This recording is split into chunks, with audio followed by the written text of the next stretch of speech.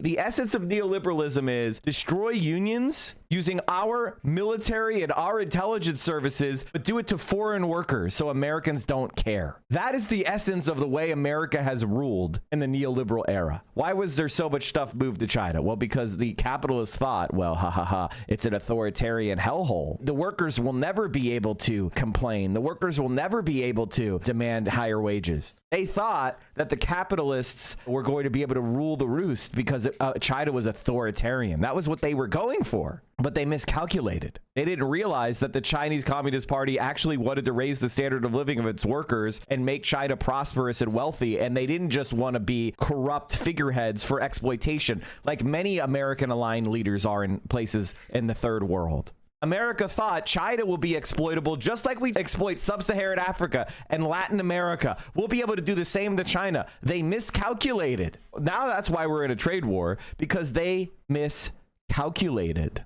They thought that China was going to operate like Liberia or something. And it turned out that the Chinese Communist Party had a long-term view, and they were going to raise the standard of living of their workers, and they were going to industrialize their country, and they were going to urbanize their country, and they were going to do even development and infrastructure, and they were going to build up their strength over a long-term project using the expertise and the wealth from abroad, and they were going to catch up in development to the rest of the world. And now the United States, recognizing that China's economy is 25% bigger than the United States. But the United States has one thing China doesn't have: control of the international finance system and international trade because of the dollarization of international trade settlement. And so the United States, at a desperate last gasp, is doing these tariffs.